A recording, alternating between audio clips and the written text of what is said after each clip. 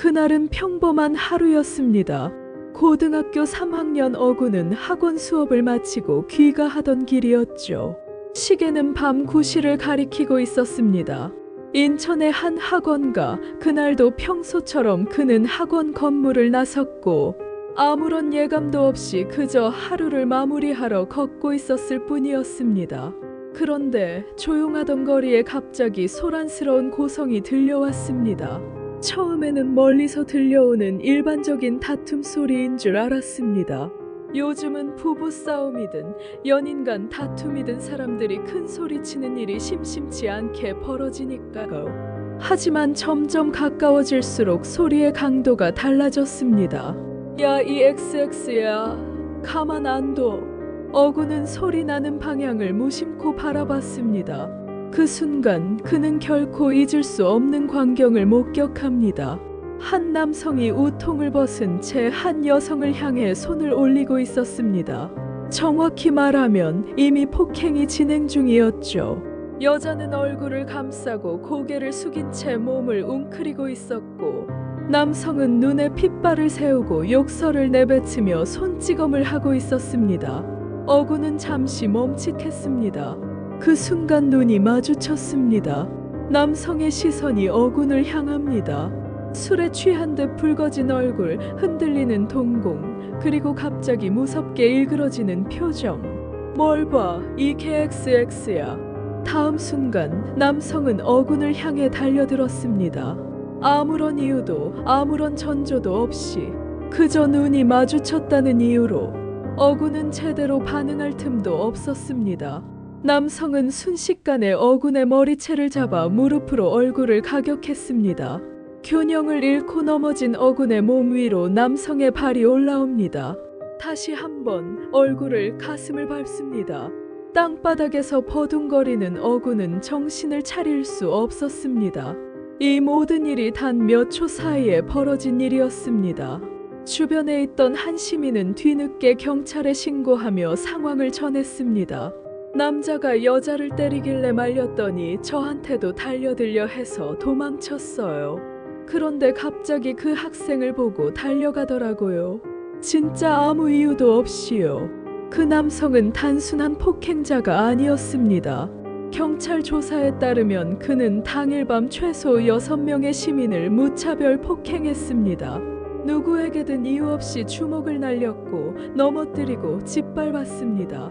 심지어 경찰이 도착한 후에도 폭행은 멈추지 않았습니다.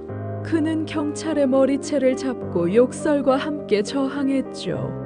어구는 결국 병원으로 실려갔고 검사 결과 뇌진탕과 코뼈 골절이라는 진단을 받았습니다.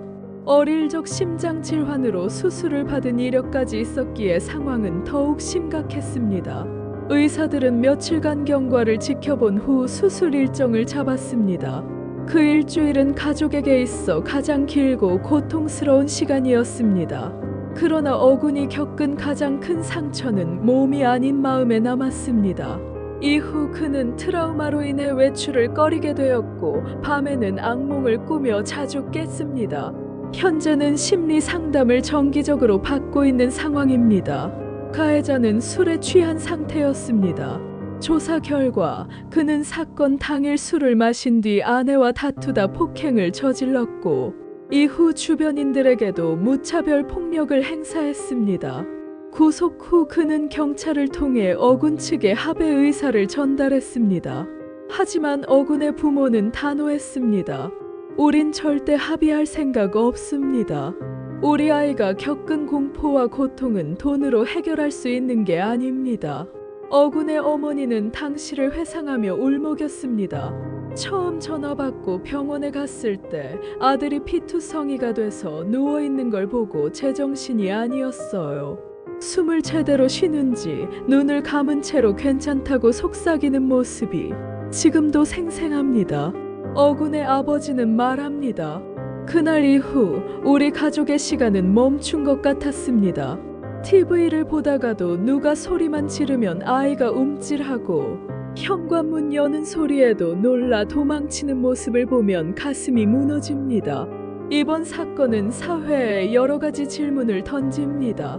단순히 술에 취해 저질렀다는 이유로 모든 것이 용서될 수 있을까요? 피해자의 삶은 영원히 바뀌었는데 가해자는 반성문 한 장으로 형을 줄여받아야 할까요? 전문가들은 말합니다. 술로 인한 범죄는 심신미약이 아니라 위험성 증가로 해석돼야 한다. 술을 마신 상태로 폭행한 것은 가중처벌 사유이지 감형 사유가 되어서는 안 된다는 겁니다. 또한 이 사건은 무차별 폭행에 대한 공포를 다시 떠오르게 했습니다. 사람들은 말합니다. 내 자식이었으면, 내가 그 자리에 있었으면, 공감과 분노, 그리고 불안이 뒤섞인 목소리들이 이어지고 있습니다.